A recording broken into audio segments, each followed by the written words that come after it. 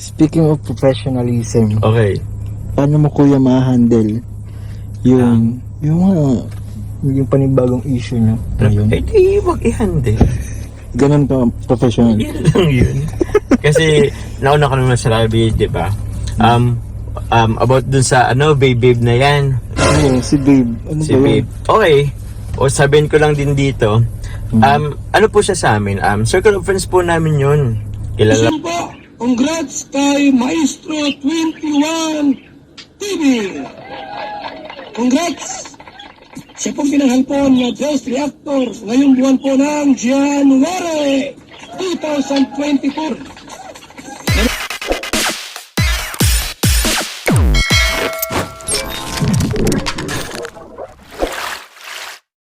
Alright guys, isa na muli mapagpalang umaga, tanghali, gabi po sa inyo lahat. Sana po ang lahat ay nasa mabuting kalagayan. Saan man po kayo dako ng mundo naroroon. Ako po muli ang inyong lingkod, Maestro 21 TV. At sa ating video ngayong araw na ito, tayo muli ay magbibigay ng reaction tungkol po sa babe. Tungkol po sa babe ni Kalingap Jomar o ni Papa Joms. Sino nga ba ang babe ni Papa Joms? Sa pangalawang pagkakataon, tayo po ay makikinig. Pakinggan po natin ang paglilinaw, paliwanag po ni Papa Joms tungkol po doon sa narinig po natin na tinawag na babe. Okay? So, siguro ay kayo na po ang bahalang humusga kung ano po ang ninyo pong maririnig na paliwanag po ni Papa Joms. So yan ang ating paksa ngayong araw na ito sa ating video. Pero bago po yan, tayo muna po ay magbibigay po guys sa ama at founder po ng Kalingap, Kuya Bal Santos Matubang. Tagilikin po natin Ate Edna Vlog, Kalingap Rap, Kalingap Dan, Kuya Brooks Vlogs, and Ruel of Manalag. At siyempre, kung bago lang po kayo sa munting channel na ito, sana po inyo rin pong suportahan sa pamamagitan po ng pag-like, share, and subscribe. At tuloy, pindutin na rin po ang notification bell at nang sa ganon ay updated kayo sa magiging, sa iba pang mga reaction videos na atin pong gagawin. Likewise, mega shout out sa ating mga kasamaan po dyan sa Karepa, Kalingap Reactor Partners. Sa pamumuno po yan ng aming presidente, Javier De Leon, a.k.a. Birador. At ganun din po sa ating mga kasamahan na Kalingap Partners. Tangkilikin po natin ang ating mga Kalingap Charity Vloggers na nakatalaga po sa iba't ibang Kalingap landing pad, sa iba't ibang dako po ng ating bansa. At siyempre, may shout out sa inyong mga Kalingap subscribers, supporters, and solid sponsors, and organic sponsors. At ganun din po sa ating mga kapatid po dyan sa Team Siomay ng Kalahi Community at ng buong Kalahi Community. Mega shout out po sa inyong lahat. At ganun din po sa ating mga Jomcar fanatics, Jomcar supporters, and organic fans. Mega shout out po sa inyong lahat. Okay, so bago po ang lahat, tunghayan muna natin ang maikling video po na akin pong kinuha po kay Kalingap JJ sa kanya pong interview kay Papa Joms. At dito nga po ay nabanggit na muli ang usapan po nila ng tinawag po niyang tumawag sa kanya po ng babe. Okay? So sabi ko nga kanina, bahala ko po kayong humusga kung ano po ang inyo pong pagkakaintindi at ano po ang inyo pong pakiramdam sa kanya pong magiging paliwanag. Okay? So tungayan po natin mga kalingap ang naturang video. Speaking of professionalism, Okay. paano mo kuya ma-handle yung panibagong issue nyo ngayon? Eh di, wag i-handle. Ganun ka professional. Yan lang yun. Kasi, nauna ko naman sabi, di ba? About dun sa, babe na yan. Ano, si babe. Ano Si ba yun? babe. Okay. O sabihin ko lang din dito. Ano po siya sa amin? Circle of friends po namin yun. Kilala po niya sila, Kalingap Dan, Kalingap Dan. si Lolo, si David. I mean, mga ano po. Circles Tapos talaga. may iba pang sa kaming circle na kasama siya. So, tawag niyon, Eh, siya naman po isa na yun na magtawag ng ganyan sa lahat. Babe, mga ganun. Alam mo ba yun? Oo, ganun na tipong- talaga yung Ganun tawagan. naman talaga yung tawagan. So, Pero walang meaning. walang meaning. Tropa lang. Eh, sanay, tsaka, pabalik-balik din Manila, Bicol, Manila, Okay. Bicol. So, ganun ang tawagan ng ano niya. So, yun. About yun dun. So, wala naman po yun. Tsaka ulitin ko po, many times, sasabihin ko naman po ulit, if ever po na may girlfriend po ako, hindi po ako makipag-love team. Kasi, respect ko na lang sa girlfriend ko, respect ko na lang din kay Carla, if ever man. So, wala pong ganun. Opo. Kilala niyo naman ako. Sa mga nakikilala lang sa akin, siguro ang medyo naniwala sa na about yun. Pero, yun. I don't need naman na magpaliwanag kasi ilang mas ko lang Elaborate na sinabi masyado. yun. Di na kailangan mag-elaborate na masyado. Di na kaya mag-elaborate masyado. Yun lang yun. Basta kung anong sinabi mo, yun na yun. Yun na yun.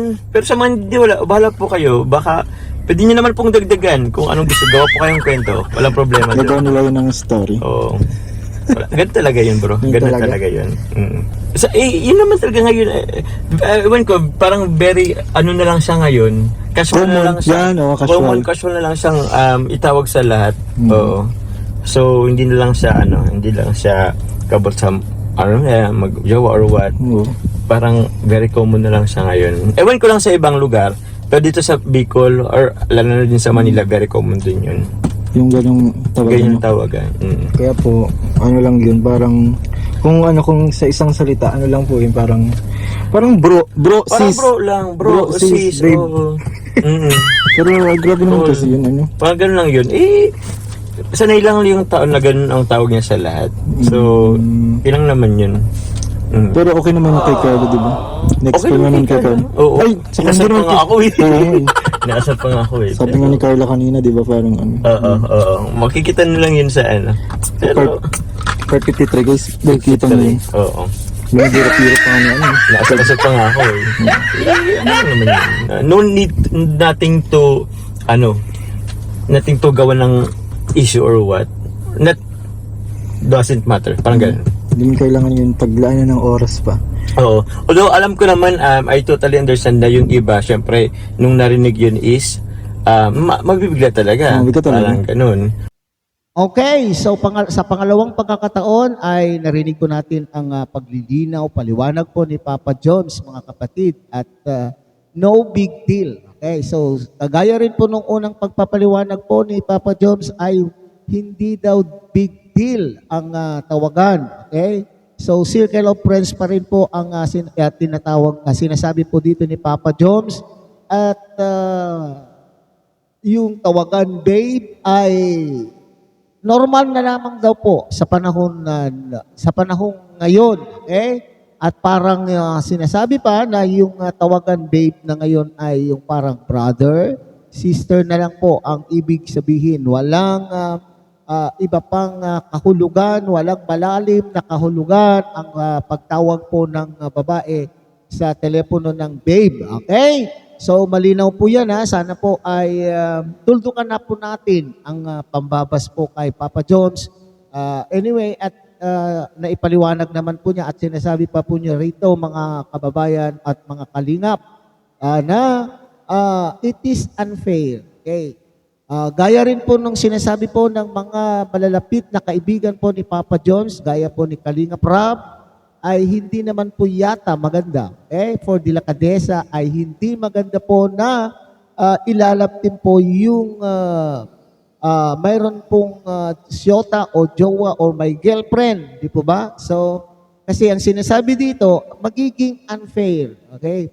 Magiging unfair po si Papa John sa kanya pong siyota kung siya po ay makikipag-love team at hindi lamang po doon sa kanyang siyota, kundi ganun din po kay Baby Carla.